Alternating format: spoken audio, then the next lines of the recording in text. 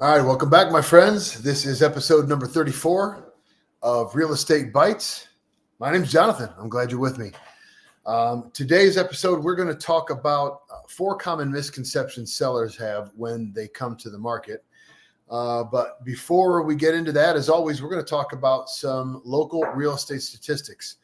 So once again, for those who might be new watching here, I pull these stats from the MLS every Friday, and get these up here. I pull these stats every Friday from the MLS at 8 a.m. This is all Lorain County, but it's pretty reflective of not only the greater Cleveland area or Northeast Ohio, but really the Midwest. So Lorain County is the sample size I take, and we look at these stats just to watch trends in our market. Okay, so statistics for last week.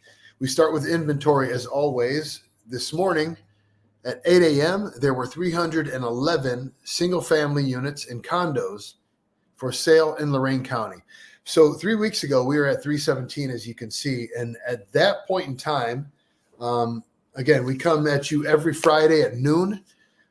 And this is episode number 34. So in 34 weeks, 317 was the lowest inventory that we had seen since I have been tracking this stuff. 311 here is now that new low. Last week, or maybe it was actually 2 weeks ago, I tried to put into some perspective why inventory is such a big deal, why you're hearing so much about it. 5 years ago, at this time, there were over 1,000 single-family units and condos available for sale at this time. Today, 311. All right, so last week, there were 68 closings, 68 transferred sales. The median square foot of those sales was 1,485 square feet. Median home value was $196,075. The median square foot price was $139.72. So I also talked in the past about how this is going to be the new metric that I'm going to start paying attention to see whether or not we are in real time appreciating or depreciating in home value. So next week's program will be the end of the first quarter, and I am going to take the average of the median square foot values. I'm also going to then compare it to the fourth quarter and what I have of the third quarter of last year. And we're going to just continue to take a look at the average median square foot price going forward to see quarter by quarter whether or not we see any trends in price appreciation or depreciation. Average days on market last week was 47. And this morning at 8 a.m., the market woke up. There was a 6.96% interest rate for a 30-year conventional note. So the big winner of last week's highest sale price was $1.325 million in Avon. I'm going to go over to Realtor.com and show you what that house looked like. It's a big house. Okay. 6 beds, 4.5 baths, 6,377 square foot, not quite, on a half-acre lot, built in 2012.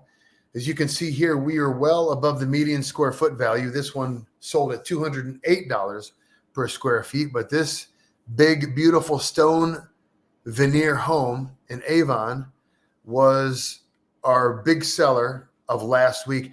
Unfortunately, as you can see, there's only one picture available, and this is it. We're looking at it.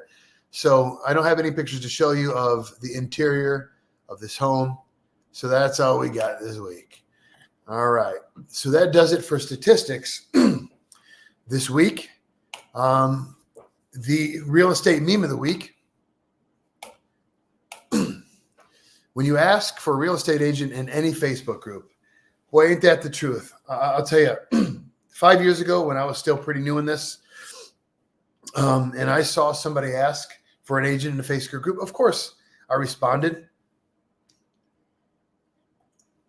I'm trying to win business, you know.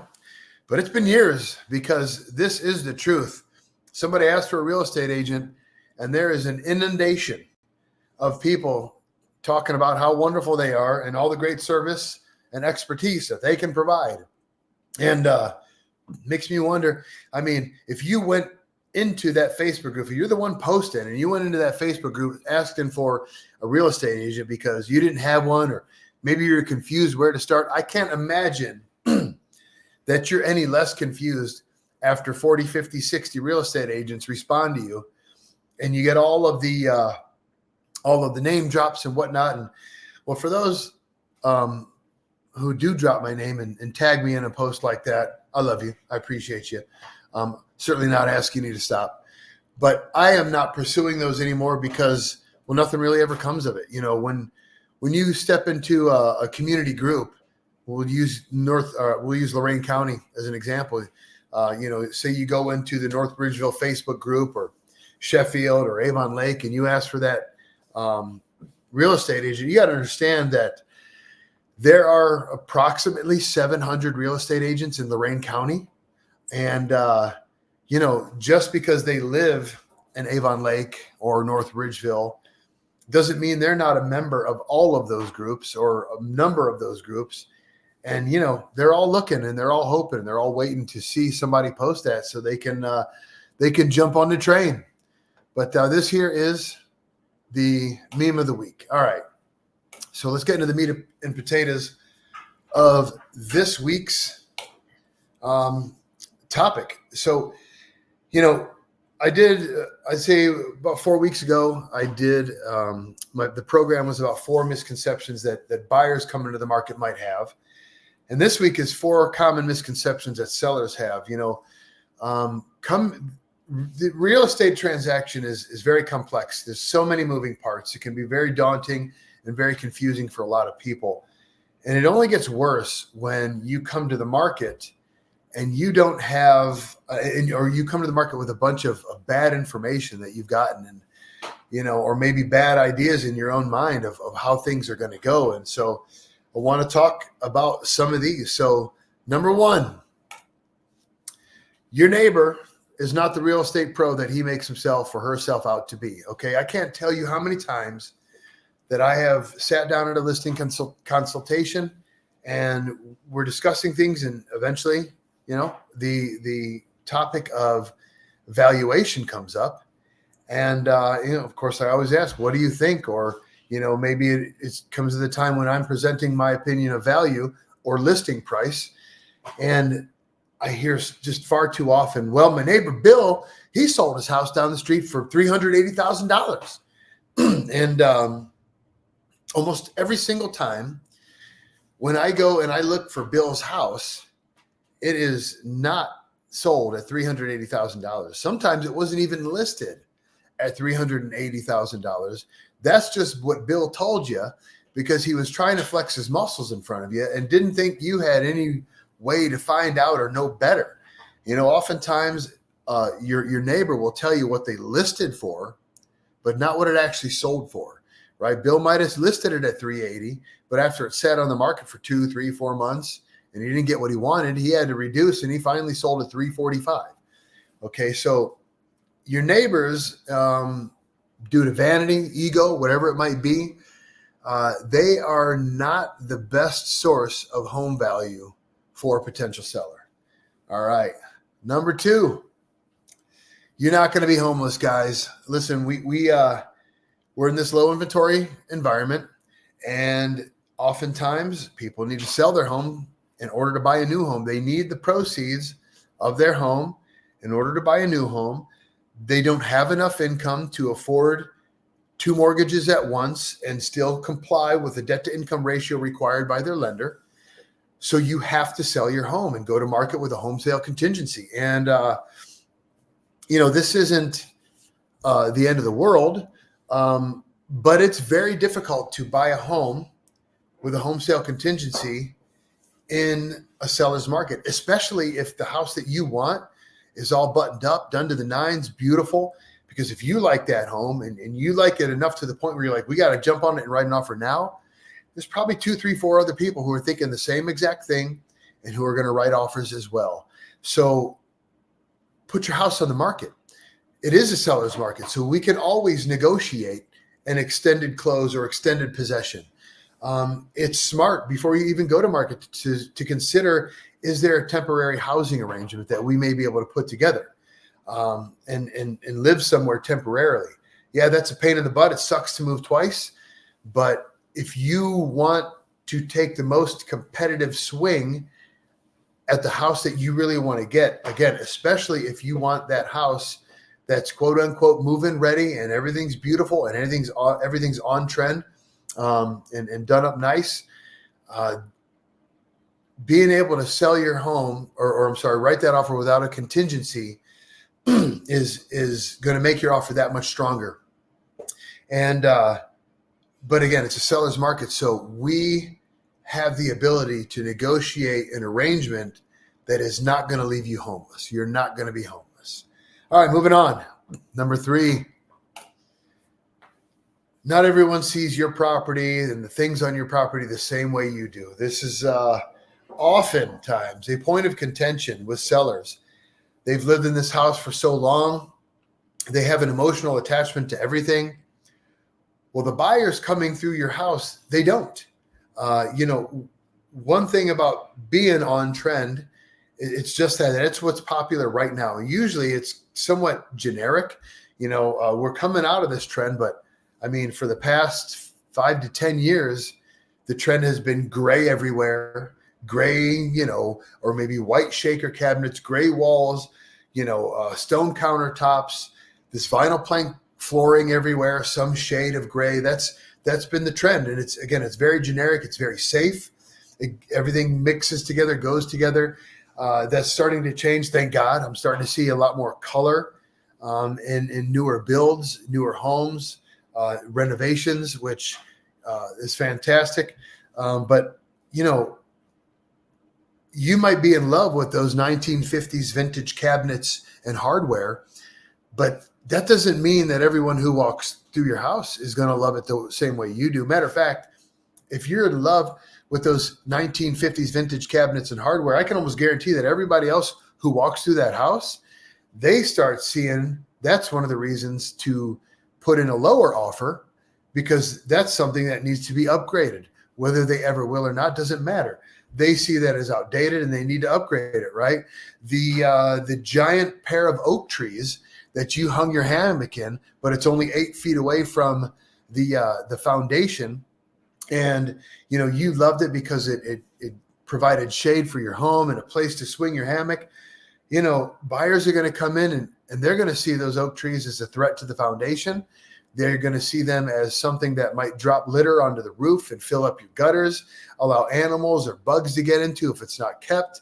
And if they're really concerned about that stuff, they may see it as a liability that needs to be cut down, and that's additional cost to them. So, that porch railing that your uncle manufactured for you out of lumber all those years ago that you love, people might just might not like it, guys. People don't see your house the same way you do. They might not be able to visualize all the things that you loved and enjoyed about it, right? Last but not least, all right, my favorite, or should I say my least favorite, let's price it high so that we have wiggle room. Guys, this is a terrible strategy. It almost never works. Okay, overpricing to give yourself room to come down is an awful strategy, and let me explain to you why. When you overprice, first and foremost, you might be pricing right above a price point where buyers have their searches capped off. Okay, if you price it too high, you may give the impression to potential buyers that you're greedy, or that you just you're sort of out of touch with the reality of the market. And if that's the case, those buyers who, if you were priced correctly, might have written an offer, they're not going to write an offer, right? They're not going to write an offer because they don't feel like they're going to be able to get anywhere in negotiations with you. Okay, if you price too high, then you're going to have buyers come in who say, well, we just don't want to insult them with our offer, right? So what almost always happens unless you got a very unique property, or unless you have a property that someone absolutely needs. They're not coming in anywhere near that list price. And you know what? Even if they do, now you got to worry that it appraises. And if it doesn't, what happens then? How does the negotiation careen from there? But if you price too high, what's going to happen is you're going to sit on the market. And you're eventually going to be forced into a price reduction. People are going to wonder what's wrong with the place. Why is it still there? And if you're priced too high and you sit on the market for a while and an agent comes in and you've received no offers, you've had very little activity. Okay, now that buyer has leverage that they would not have had. They're in a position of strength that they would not have had you have priced correctly in a seller's market. Okay, the goal should be to review the comps, properties that are similar to yours, that are near yours, that have sold somewhat recently, and price at or near that market value. And that, of course, is relative to how your house is finished. If you still have grandma's finishes from the late 80s and the comps are reading, top market value is always going to be updated, clean, newer, right? So you can't price grandma's house like you would something that's got all brand new finishes. So you have to be very, very objective, or as objective as possible in a pretty subjective industry. You've got to be as objective as possible when you're looking at your house compared to others. Price it as close to the market top as you can while still believing that you're fairly priced, because that's going to pull in many more buyers. There's also the opportunity there, again, in a seller's market, to create a multiple offer situation where when buyers are competing for your house, now you as the seller hold a position of strength. Okay. You can create urgency. You can create scarcity with those potential buyers. They're going to be more willing to concede to your terms because they don't want to lose the house to the other buyer. Okay. But if you're pricing high, you're giving away that position of strength. All right, guys, that's all I got for this week. Until next week, take care of yourselves, take care of each other. I love you, people.